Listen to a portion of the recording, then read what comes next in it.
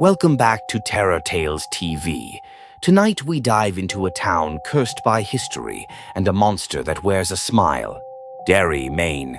To the outside world, it's a quiet town, but the local police records tell a far more sinister story.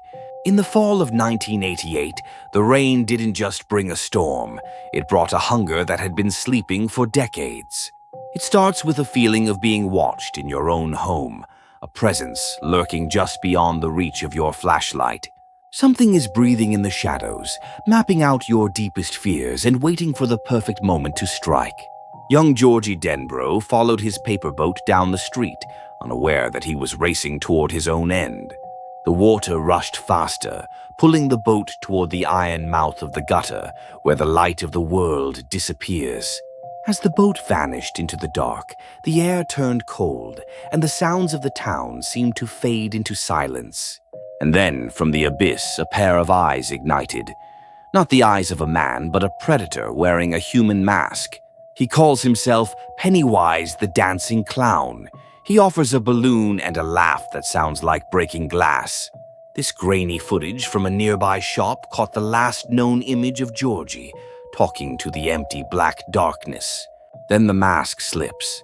The jaw unhinges into a jagged landscape of needle-sharp teeth, ready to feast on a child's terror. A single scream was lost to the thunder, leaving nothing behind but a trail of red swirling into the storm drain. Days turned into weeks, and the missing posters began to wallpaper the town, a grim reminder that Derry has a secret. First it was Georgie, then Edward Corcoran. The list grew longer as the town's adults chose to look the other way. At Derry High, the air was thick with unease. The students knew what the adults refused to say. Something was hunting. Ben Hanscom spent his summer in the library archives, uncovering a cycle of tragedy that repeats every 27 years. He found photos of the 1908 ironworks explosion, and in the background of every disaster, a white face with a red smile. The past doesn't stay buried in this town. It reaches out with charred fingers to pull you back into the flames. Bill Denbrough couldn't accept the missing label. To him, Georgie was still out there, lost somewhere in the pipes. He followed the wet footprints through his house, a trail of river mud and sewage leading straight into the basement. The security feed shows Bill standing frozen. He thinks he sees his brother, but the shadow behind him is much larger. The entity uses the faces we love to break us. "You'll float too," it whispers, a promise of a watery grave. The entity uses the faces we love to break us. "You'll float too," it whispers, a promise of a watery grave.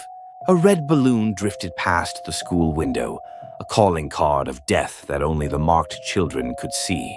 Evil in Derry isn't just a monster.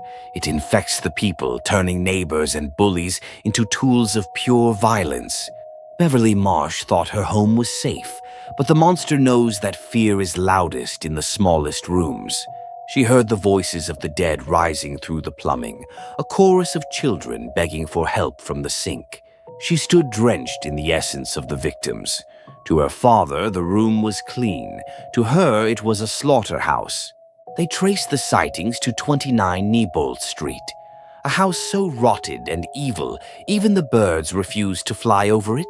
Richie Tozier, the joker of the group, found a missing flyer with his own face on it. The date of death? Today. Pennywise plays with his food. He feeds on the adrenaline of a racing heart before he goes in for the kill. The clown lunged with a speed that defied physics, a blur of white lace and yellow teeth. Beep, beep, Richie. For Eddie, the fear was sickness. He met a monster made of rot, a shambling leper with skin like melting wax. Then came the garage incident. The kids were studying a map of the sewers when the projector took on a life of its own. The slides clicked faster and faster. Bill's mother, his father, and then, hidden in the frame, him. They fled into the barrens, the wasteland of Derry where the storm drains converge into a mouth of concrete. Mike Hanlon saw the hands of those who burned in the black spot fire, reaching through the steel doors for help. The clown appeared amidst the smoke, offering a piece of the past to feed on Mike's deepest trauma. She didn't just want to scare him. She wanted to consume the order and logic he used to protect his mind. The group returned to the well house. They knew the only way to end the cycle was to go down into the dark. They descended into the cistern, a place where the laws of the surface world and light no longer applied. And there they were, the missing kids of Derry, suspended in the air, drifting in a gravity-defying nightmare. The entity performed a grotesque dance, its limbs snapping and popping like dry kindling in the dark. The clown shed its skin. It became a multi-limbed horror, a predator from the void between the stars. The kids fought back. They realized the monster was a bully, and a bully only has power if you believe in it. The grainy footage from the cistern shows a blur of violence and a godlike entity being brought to its knees. As it fell into the black pit, it realized for the first time in eons that it was the one who was afraid.